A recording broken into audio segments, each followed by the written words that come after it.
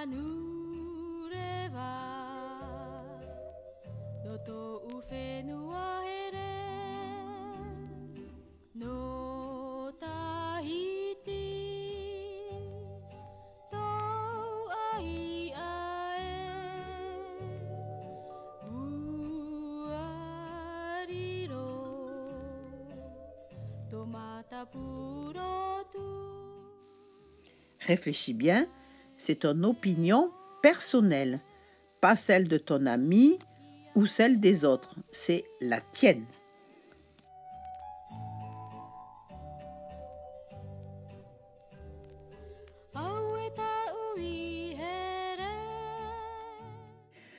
Tu vas d'abord donner ton opinion sur l'histoire.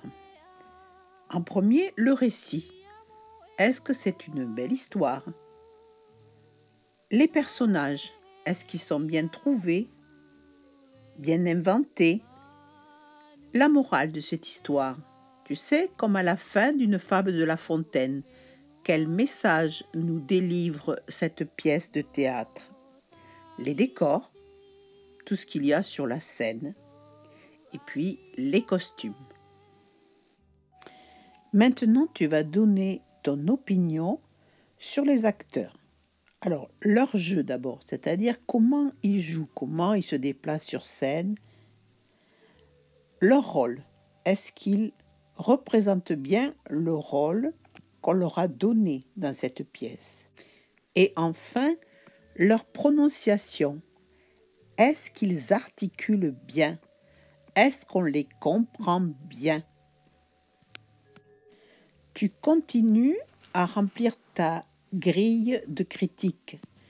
Ici, tu vas regarder les images. En effet, cette pièce a été filmée. Donc, est-ce que l'éclairage est bon? Est-ce que les cadrages, c'est-à-dire est-ce qu'on voit bien les acteurs? Est-ce que les mouvements de la caméra sont limpides, c'est-à-dire ça ne saute pas?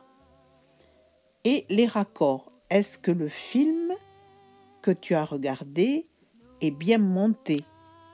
C'est-à-dire il n'y a pas de coupure, c'est bien suivi.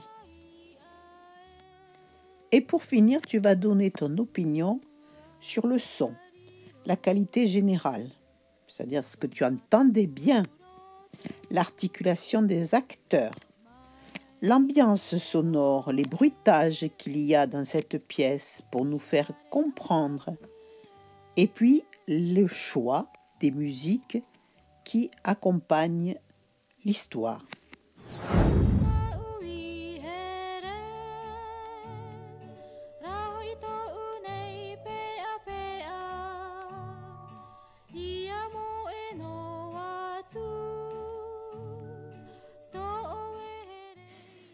Dans ta grille de critique, tu as relevé 16 points. Donc, tu vas compter combien tu as noté de points faibles en regardant les croix que tu as mis dans la grille. Puis, tu vas compter combien tu as noté de points forts, toujours en regardant les croix que tu as mis dans la grille.